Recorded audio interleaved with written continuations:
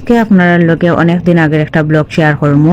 খুব ইচ্ছে হইল যে আজকে আপনার সাথে একটা ব্লগ শেয়ার করি। হ্যালো এভরিওয়ান, আসসালামু আলাইকুম। আশা করি সব ভালো আছেন। আমি আলহামদুলিল্লাহ ভালো আছি। আপনার বাইরে লইয়া গেছিলাম ডাকাত একটা চেক আপর লাগে, তার ডাক্তার দেখানি। তো হুট করে আমরা একটা প্ল্যান আইলো আপনার বাইয়ার যে একটু ঘুরানির লাগে। তো ভাবলাম যে আমরা কই যাওয়া যায়, তো অন্যান্য ঘুরা যায়। আপনার বাইয়া একটা হুট করে কইলা যাও আমরা কক্সবাজার থেকে একটু ঘুরিয়াই। আর আমি ভাবলাম যে এটা আমার সাথে ফান কররা এবং মজা কররা। হঠাৎ দেখি তাই দুইটা টিকিট কাটি লাইলা আর ট্রেন। আর যে চিন্তা সেই কাজ, আমরা বাড়ি গেলাম। আমরা বাড়ির উদ্দেশ্যে আইতাম আসলাম। আর একদিনের ভিতরে আপনার ভাইয়া প্ল্যান করিয়া করছেন আমরা কক্সবাজার যাওয়ার। কোনো উদ্দেশ্যই আসিল না বা কোনো প্ল্যান আসিল না। সিলেট থেকে আমরা যখন গেছি ঢাকা, তখন আমরা কক্সবাজার যাওয়ার কোনো প্ল্যান আসিল না। ঢাকা যাওয়ার পরে আপনার ভাইয়ার একটা প্ল্যান আইলো মাথার মধ্যে যে আমরা একটু ঘুরি। কক্সবাজার যাওয়ার আমার খুব ইচ্ছা বা শখ আছিল, কিন্তু কোনোদিন আমার যাওয়া হয়েছে না। বিয়ার আগেও আমি এত লং জার্নি কোনোদিনই করছি না। আমি আমার সিলেটের যে আশেপাশে জায়গাগুলো আছে ওগুলোর মধ্যে গেছি, বাট কোনোদিনও এর বাইরা ডিস্ট্রিক্ট বা বাইরা অঞ্চল কোনো সময় গেছি না। এইখানে আমি খুব এক্সাইটেড আসলাম। আপনার ভাইয়া হইতে আমিও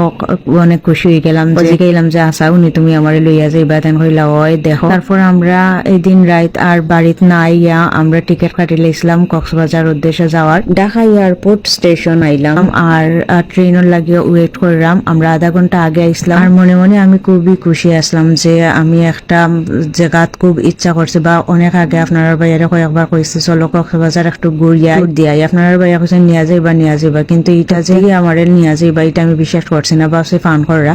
যাই হোক, তো যখন আমরা ট্রেনটা আইলো আর ট্রেনের মধ্যে আমরা উঠে গেলাম। ট্রেনটা আমরা 11:30টার দিকে আসিলাম। আমরা রাত্রে উঠছিলাম ট্রেনের মধ্যে। এখানে বোর ফার্স্ট হয়ে গেল। আমরা এখনো জার্নি করলাম। আর এটা তো ট্রেন জার্নি অনেক লং জার্নি, যার কারণে এখানের মধ্যে আমার একবারও ঘুম লাগছে না। আর দেখি সকাল হয়ে গেছে, খুব সুন্দর লাগে। এই নদীটার নাম আমি জানি না, কিন্তু নদীটা দেখে আমার খুবই সুন্দর লাগছে, ভালো লাগছে। আর আমি একবারও 1 সেকেন্ড লাগে ঘুমাইছি না, কারণ কোনো জার্নি করাতে গেলে আমার একদম ঘুম হয় না টেনশনে।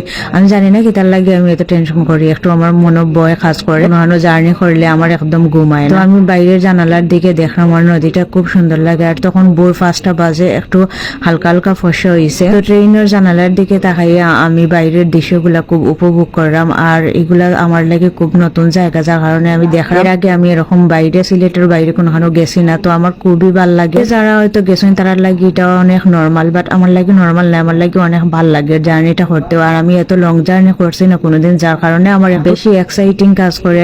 আর আমি খুব এক্সাইটেড আসলাম, আর অনেক ভালো লাগে। আর যেহেতু লং জার্নি আছিল তখন আমি খুব আস্তে আস্তে টায়ার্ড হয়ে গেছিলাম। আর আমার চোখে দেখতে পারা একটুকু ঘুম নাই, আর টেনশনে আমি ঘুমাইলাম না, বা এক্সাইটেড আছি যার কারণে ঘুম লাগে না। তো এদিকে আপনার ভাই একটু হালকা ঘুমাই গেছেন। আর যখন আমি তার দিকে তাকাইছি তাই না আমার দেখাই রাখছে তাই ঘুমাইছেন না, একটু হাই পাই দেরা আর কি। তো এইখানোর মাঝে আমি তানরা কইলাম যে একটু তুমি রেস্ট করো, ঘুমাও। আর তাই কইলা তুমি রেস্ট করো, আমি কইলাম না আমার ঘুম লাগে না। জার্নি করতে করতে আমরা আইলাম কক্সবাজার স্টেশন ফাইনালি। আর আমার কাছে রাস্তা পুরানা লাগে যে অনেক দূর, কারণ এত লং জার্নি আমি ফার্স্ট টাইম করলাম। যখন দেখছি কক্সবাজারের সাইনবোর্ড তখন দেখে আমার একটা হালকা আসি আইছে গাইজ, এত ভাল লাগছে। তখন আর সারা রাত ক্লান্তি দূর হয়ে গেছে। এন্ড আস্তে আস্তে ট্রেন নামের। আর আমি ওয়েট করলাম কখন ট্রেনটা কি নামতাম, কারণ এত লং জার্নি করি আমার আর আসলে গাইজ ভাল লাগে না কিছু। যাই হোক, একদিকে খুব ভাল লাগে আর একদিকে খুবই টায়ার। রাত্রে আর কিছু তেমন কিছু খাইছি না, হালকা হালকা পেরে বোকা লাগছে।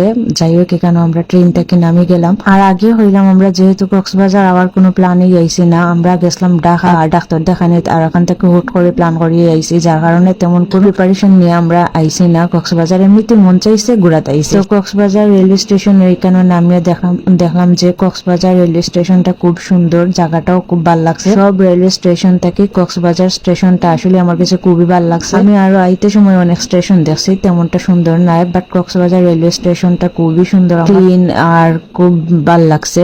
তো এইখানেও একটু বাইলাম, আটলাম, একটু ঘোরাফেরা করলাম, দেখলাম, কারণ আমি তো ফার্স্ট টাইম আইছি, যার কারণে আমি আপনার ভাই আমার লইয়া একটু স্টেশনের আশেপাশে একটু ঘুরাইলা যে দেখো। তো আমি এখানে দেখলাম, দেখে আমার খুবই ভালো লাগছে। তো কক্সবাজার রেলওয়ে স্টেশনটা দেখে সুন্দর লাগার কারণে প্রায় অনেকেই এখানের মাঝে পিক টিক তুলে। আমি আপনার ভাইয়া কইলাম আমারও 2-1টা ছবি তুলিয়া দাও, জায়গাটা আমার খুব সুন্দর লাগছে। আপনার ভাইয়াও ছবি টবি তুলিয়া দিলাম। পরে আমরা আবার আটিয়া দেখলাম যে কোনো কিতা গাড়ি পাই। এখানে দেখলাম অনেক টমটম থাকে। যেহেতু আমরা এখন একটা হোটেল দেখবো, এর আগে আমরা কোনো প্ল্যান করে আইছি না যে কোন হোটেলে উঠবো, বা আগে বুকিং দিয়ে আইছি না। তো এখানে আমরা একটা টমটম উঠে গেলাম। আর আমরা বালা হোটেল আছে এখানে লইয়া যাওয়ার লাগি। আর টমটমের মামাটা খুবই ভালো আসলা এবং তাই আমরা খুবই হেল্প করছেন। হোটেল আমরা কইছেন যে কোনটা ভালো হইব কোনটা খারাপ হইব, গাড়ির মাঝে বইয়া বইয়া আলাপ আলোচনা করিয়া যায়। আপনার ভাইয়াও জিজ্ঞাসুন যে কোন হোটেল গেলে ভালো হইব বা বিচর খান্দাত কোন হোটেল মানে থাকবো, সুযোগ সুবিধা ভালো আছে, এই সেই আলোচনা করতে করতে গেলা। আর ভাইয়া কইলা যে আচ্ছা ঠিক আছে আমি আপনার বালা সুন্দর হোটেল নিয়ে দিব। টমটম মামাটাও খুব ফ্রেন্ডলি আসলা, যার কারণে তার সাথে গল্প করে আমরা আইলাম। আর এখানে ডলফিন মোড় আইলাম। আর আপনার ভাইয়া কইরা, কারণ এর আগে আপনার ভাইয়া কক্সবাজার অনেকবার আইসেন, বাট আমার তো ফার্স্ট টাইম, যার কারণে আমি যাই দেখলাম, যেদিকে তাকাইলাম আমার খুব সুন্দর লাগে, ভালো লাগে। তো টমটম মামা আমরা হোটেল সিয়ালি ফানলার কইলা যে এখানে সুযোগ সুবিধা খুব ভালো আছে এবং নিরিবিলি পরিবেশ আছে। আর এখানের মাঝে তেমন ঝামেলা হইতো নাই, সব দিক দিয়ে রিজনেবল প্রাইস আছে। সব মিলে আমরা গেছে, আমরা মাথা তারপরে রিসেপশনে গিয়া আমার কাছে মনে হইলো যে এটা খুব ভালো আছে। আমরা রুম দেখলাম, দেখে মনে হইলো যে ঠিক আছে আমরা লাগে পারফেক্ট। তো হোটেল সিয়ালিফো আমরা রুম নিলাম এসি। আর এখানের মাঝে আইয়া আমরা একটু ফ্রেশ হয়ে গেলাম, ফ্রেশ হইয়া আবার একটু বাইরে গেলাম। আমরা আর ঘুমাইছি না, ভাবলাম যে আইসি যখন তো একটু ঘোরাফেরা করি পরে দিয়ে ঘুমাইম। এখানে আর রেস্ট না নিয়ে ফ্রেশ হয়ে গেলাম, ওইয়া আমরা আবার বাইরে গেলাম। যেহেতু রাত্রে আমরা খানি হয়েছিল আর কোনো খাওয়া দাওয়া হয়েছে না। আর সকালে আমরা 10:30টার দিকে আইয়া হোটেলে পৌঁছে গেছি। ভাবলাম যে আমরা এখন টুকটাক একটু নাস্তা করিলাই। হোটেল সিয়ালিফোর সাইটে রসুই রান্নাঘর নামে একটা রেস্টুরেন্ট আছে, একদম হোটেলের সাথে মানে লাগাইল। আর এখানের মাঝে আমরা আইলাম রেস্টুরেন্টে, ভাবলাম যে হালকা নাস্তা করিলাই। নাস্তা করার পরে আমরা একটু বাইরে ঘুরার যাইমু, যেহেতু সারাদিন আছে। আর আমরা সকাল 10টার দিকে আইয়া এখানে পৌঁছেছি। তো আমরা রাতে সারাদিন আছে, আমরা দিন আর ঘুমাইতাম না, একটু ঘোরাফেরা করি। এখানে আমরা একদম সিম্পল নাস্তা নিলাম, পরোটা, ডিম ভাজি আর সবজি।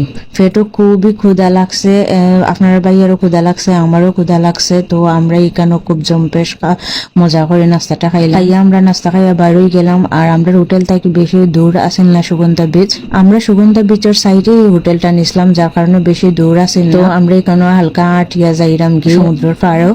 তো এখানে আইয়া সমুদ্র ফার্স্ট টাইম দেখার পরে আমার খুবই ভালো লাগছে, আমি এত এক্সাইটেড আসলাম। আর দেখে এত মানুষ, এত ভিড়, সবকিছু দেখে আমার খুব ভালো লাগছে। আর বিশেষ করে সমুদ্রের যে একটা গর্জন আছে এটার, আর সমুদ্রের একটা বাতাস আছে, এটা আমার এত ভালো লাগছে, এটা কইয়া আপনারা বুঝাইতাম পারতাম না। তো সমুদ্রের এখানে আইয়া আমরা একটা আটিয়া ঘুরিয়া দেখলাম, আটরাম। আর আমি তো আমার মুখে দিয়ে চাইয়া বুঝতে পারলাম যে আমি কত খুশি। এদিকে আপনার ভাইয়ার খালি কলর ফ্রে কল আর কল মাত্রা বিজি। আর এদিকে আমি একটু উপভোগ করলাম, দেখলাম চাইলে আশেপাশে সবকিছু দেখে আমার খুব ভালো লাগছে। তো আমরা এখানে বাক্কার সময় ঘোরাফেরা করার পরে একটা চেয়ারের মাঝে বইলাম। আর চেয়ারের মানে প্রতি ঘন্টায় 60 টাকা করে দেওয়া লাগে। আর এখানে আমরা একটা নিলাম, 2টা চেয়ার নিয়ে এখানে বইলাম। বাক্কা হতে সময় বয়ার পরে দেখলাম যে একটা ছোট ভাই বাদাম নিয়ে আইছে। তো ভাবলাম যে একটু বাদাম খাই বইয়া বইয়া আর সমুদ্র দেখি উপভোগ করি। তো এখানের মাঝে আমরা প্রথমে বাদাম নিলাম, আর নিয়ে সমুদ্রের পাড়ে বইয়া বাদাম খাইয়া সমুদ্র দেখা আর ফিলটাই আসলে অন্যরকম, এত ভাল লাগে। আর সবচেয়ে বেশি ভাল লাগে যে একটা ঠান্ডা বাতাস, মানে এত আরাম লাগে, এটা করিবার মতো নয়। যা টেনশন থাকে বা ফ্যামিলির যা কিছু আছে সবকিছু বললে একবারে হাজবেন্ড ওয়াইফ একবারে মানে আমরা এত এনজয় করলাম আর কি, এটা কইবার মতো না। এইখানের মাঝে আমরা বাদাম খাইলাম আর বই রয়েছি, দেখলাম সমুদ্র। আর আপনার ভাইয়াও খুব খুশি। এখানে একবার আমরা বাদাম নিছি, নিয়ে আবার খাইয়া আবার বাদাম নিলাম, মানে ভাল লাগে বাদাম খাইয়া। এইখানের মাঝে সমুদ্র বইয়া বইয়া দেখতো। বাদাম খাওয়ার পরে দেখলাম যে আনারকলি ফল লইয়া আইসুন। আর দ্য ফার্স্ট আনারকলি ফলটা আমি এর আগে কোনোদিনও ট্রাই করছি না বা খাইছি না। আমাদের সিলেট অঞ্চল মানে আনারকলি ফলটা এত বেশি দেখা যায় না, প্রায় মানে খুব কমই মিলেই না হইতে গেলে। তো এখানে আমি দেখছি এর আগে অনেক ভিডিও আনারকলি ফলের মানে রিভিউ দেখছি ভিডিওর মধ্যে। তো ভাবলাম যে একটা আমি খাইয়া ট্রাই করে দেখি কিরকম লাগে আনারকলি ফল। আসলে যেরকম মানুষ হয় যে মজা, ঠিক আছে এটা টক না মিষ্টি আমার ধারণা আছে না, ভাবলাম যে খাইয়া দেখি এটা কিরকম লাগে। তো আপনারা ভাইয়া এর আগে আনারকলি ফল খাইছেন আর তার জানা আছে এটা টেস্ট কিরকম, তাই না খাইতে চাইছেন না। তো আমি ভাবলাম যে আমি একটা খাইয়া টেস্ট করি, এরকম আমারে খাইলাম। আর মামায় খুব সুন্দর করে লবণ মরিচ গুলা দিয়া নারিয়া বালা টিকানে আমারে দিছেন। আর এখানের মাঝে আমি প্রথম ট্রাই করলাম আনারকলি। এখানে আমি মানে খাইয়া দেখলাম, আমার পার্সোনালি আমি কইরাম সবার হয়তো আনারকলি ফলটা ভাল লাগে, আমার খারাপ লাগছে না, মোটামুটি ভাল লাগছে, বাট আমি এত টক খাই না। আর এই আনারকলি ফলটা খুবই টক আছে, এটা আমার মুখের এক্সপ্রেশন দেখলেই বুঝতে পারবা যে আমার কতটুকু ভালো লাগছে না লাগছে। তাও যাই হোক, খাইবার মতো যারা টক লাভার তারা কাছে হয়তো খুবই ভাল লাগবে, কিন্তু আমার কাছে মোটামুটি 50-50। তো এই আনারকলি ফলটা খুবই টক আছে, যার কারণে আমি ফালাইছি না, কারণ টাকা দিয়ে কিনছি তো এটা খাইয়া উসল করা লাগতো। এটা খাইছি, আমার কাছে ভালোই লাগছে, খারাপ টক লাভারের লাগে এটা ঠিক আছে। আমি এত বেশি টক লাভার নাই, যার কারণে আমার কাছে মানে তেমনটা ইয়ে লাগছে না।